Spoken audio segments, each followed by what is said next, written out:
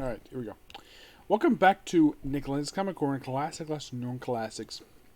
This is episode number 2789, and that was from 2683. Yes, I am 11 episodes away from episode 2800. Okay, now I was originally planning to do some Aquaman as well, but this one. But the first thing to discuss here, I was going to discuss the most recent Namor miniseries that came out, but I figured though, why don't I just discuss that when I get the trade? Why not? So, I decided to replace it with the series I was going to replace it with, the returning Excalibur. Yes, I put this in the back burner for quite a while, and I figured though, Namor is pretty much up to date mostly right now, so I figured I'll work on more Excalibur. We're here discussing Volume 2 of Excalibur Visionaries, Volume 2, by Warren Ellis. This book collects issues 91 and 95 of Excalibur Volume 1, along with X-Men number 12 and the Starjammers miniseries.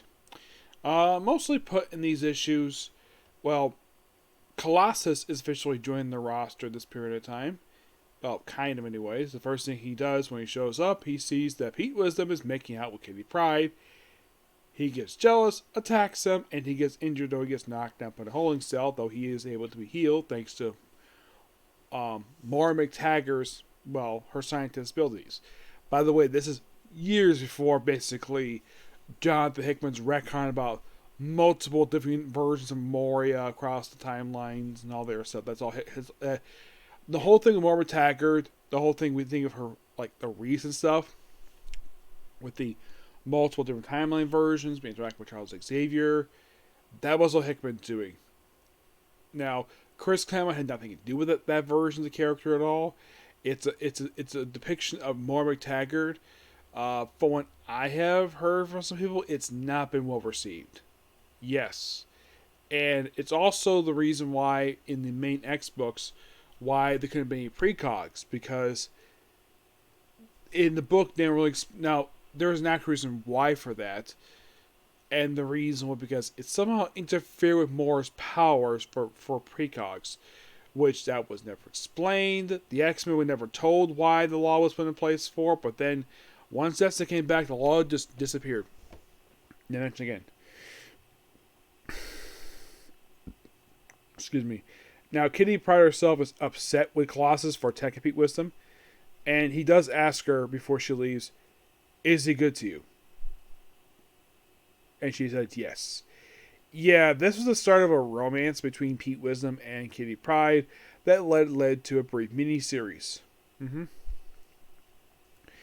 some other stuff, Captain Britain here. There's not really a lot going on in the course of these two issues. And then, by the way, we also have an encounter with X-Man. Yes, he appears here too as part of a crossover, because Warren Ellis was writing his book at the time, so he felt as though why not include a part of the story. And the Starjammers book, it just a really fun mini-series for Starjammers. I believe it was the second mini-series they actually ever had. The first X-Men Spotlight on Starjammers, except that was a 2-ish mini-series. This is a 4-ish mini-series. Yep. Pretty good issues. I really enjoy these ones. I just recently reading that apparently this era for Excalibur was very positive received. People love this era for Excalibur. I gotta admit, for someone that doesn't like some of the stuff of the Warren... Now, I do like some of the stuff Warren Ellis does, but some of the books he worked on indirectly caused the book's cancellation, like in the case of Doctor Strange or even like Thor. This book was really good. I have heard the reason why he left was because he was working on their book. I'll discuss that when I discuss Volume 2 for the book, Volume 3. Next up is a book that I think that a lot of people are really curious to me to discuss this one, purely because basically... Oops, that's not what I wanted there. Purely because basically this is a really good period of time to discuss this run for this writer on Aquaman. So I can get to the back of the page here for this one.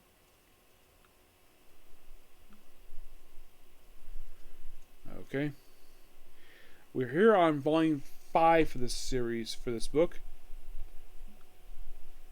Stop it. Alright, so. Okay. So, next up we're discussing Aquaman by Peter David, Book 1. This book collects the Aquaman 4-issue Time and Tide miniseries, along with issues 0 through 9 of Aquaman. So, in the Time and Tide miniseries, this was a continuation of Aquaman Volume 4. Basically, this miniseries was a gap filler between that and this book. One of the most interesting things that happened in that book was that, does get follow up in the main book. It kind of recounts a little bit of Aquaman's backstory. A little bit. That's been told once before in the Legend of Aquaman miniseries. The Legend of Aquaman one shot led to his Volume 3. That's kind of recounted here with that. There's also one point in the flashback where he somehow ended up in Alaska and decided to spend some time with a woman who, even though the term might be a bit racist nowadays, technically, I've always known these people as Eskimos. I refer to them as Eskimos. I don't know what the actual name of the tribe is up there, but it's a Native American tribe in Alaska. It just that when I have thought of these people, I thought them as Eskimos. Okay? I am not calling that's what I think of these people. I mean, do I care about the fact that their skin is red? No. I do not care about that. It's just that one thing I'm not the biggest fan of is where some things can't be called by names that I've known them as all my life. Because, that's racist. This whole thing basically has been going on the past few years. I am not a fan of it at all. I am also not a fan of renaming stuff because of alleged connections to racism. But moving on from that. So, by the way, Aquaman refers to himself to this woman as R2 for some reason. Maybe because he was really young.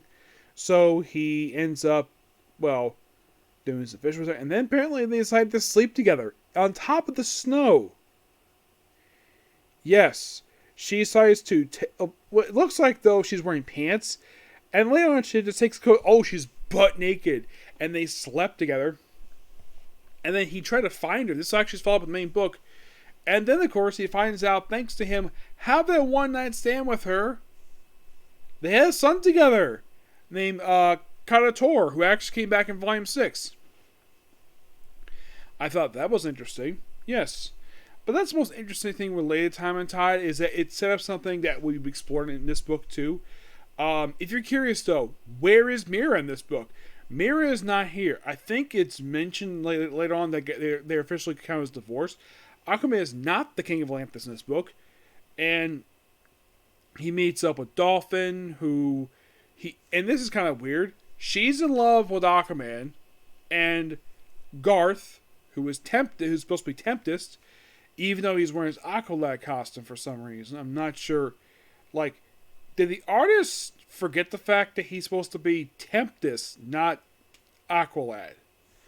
I don't get it. Yeah, Dolphin, if you don't know who this woman is, who did return recently for the awesomeness that was the Dan Abnett run for Aquaman, who he portrayed as a mute for some reason. I'm not sure why, but that's kind of what she is here. Yeah, early on in this book, she is sleeping with Aquaman because, the thing is, Garth refers to Dolphin as the woman of his dreams, which that proved to be true to the fact these two later get married and have a child together, which was contradicted in Titans, where a future version of the child was a girl, who actually was a boy.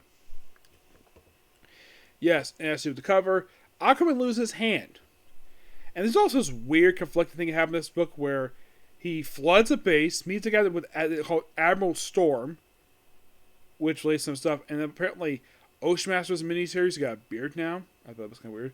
And meets with another Admiral who apparently has no idea what the heck Aquaman is even talking about here. So we have a bit of political stuff here, very minor at best, but you can definitely, as reading these first 9 issues, that we have stuff going on here. Aquaman has stuff to do, but as for why he's not King of Atlantis, you might be thinking, is it explained in Time and Tide? I would say not really. No, it's just retelling of Aquaman's history. Does Volume 4 explore this? Not really. I guess at some point he gave the throne. He's referred to as a former monarch.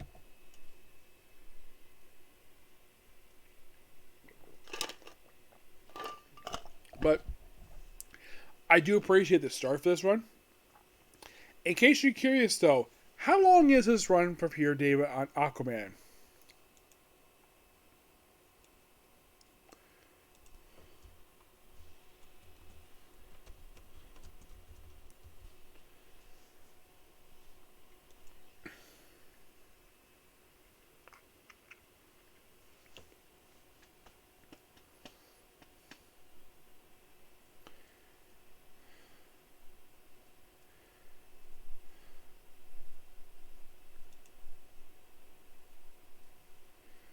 Okay, his run for Aquaman was 46 issues. And this is only the first 9 issues plus the annual.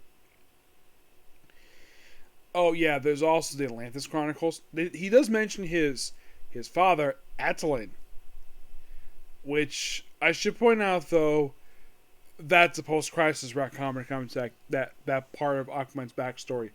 Because in his Silver Age backstory, and his backstory explored in New 52, his father is Arthur Curry, and his mother is Alina, and, well, he's half Atlantean, half surface dweller. Here, in post-crisis, they decided to make it where Arthur Curry was sort of adoptive father to him, not his biological father. It's a minor thing. It's not really a big... Now, there is some stuff a lot of people love about the post-crisis stuff for DC Comics, but there is some stuff that is not been well received. Case in point, retconning where somehow Power Girl was connected to Atlantis, or making it where the character Fury, despite the fact in pre-crisis she was daughter of the Earth to Wonder Woman, they had it where they retconned where she was a daughter of another character named Fury. One retcon I actually do agree with this retcon. I actually like this one. It makes total sense. The fact that Alfred's been the butler since Bruce Wayne was a baby, the fact he's been for a long time, say we just mean higher when he was Batman, that was a post-crisis retcon, along with Lex Luthor being businessman, like what people know about Lex Luthor. I'll talk more about the good and bad retcons when it comes to Crisis Over another point, but in issue 0, he does get a new hand. He loses his hand at one point in the book, and he gets a hook, and that hook remains part of his body for the rest of the run. Yep. He has, at one point, he attempts to sleep with Dolphin, ends up poking her with the hook. Yeah, the whole thing, the hook thing, that was something Peter David came up with, so about that Volume 6 was around. The hook is gone. It is removed with a water hand. And by when he got resurrected, it was restored to proper hand. When he was resurrected, thanks to the brightest day. Yep. But not much else to say about this particular book. I enjoyed it. I'm going to give the book a 9 out of 10. Excalibur also get a 9 out of 10 as well. Okay, so that's going to be pretty much a particular review. Please be sure to like, comment, subscribe, turn notifications, and do not hit the dislike button. See you all tomorrow, which hopefully, just hopefully, 2 Sponge Million Fantasy and Chillin' those 2 Sheep Powers. Hopefully their 5 episodes released because it was delayed by a week last week. Because I actually asked Crunchyroll about this on Discord. What happened to these episodes? Delayed by a week. Yeah, my guess that's probably what happened at the Turn Slime as well. So hopefully those will be released this week. Okay, so see you tomorrow. Bye.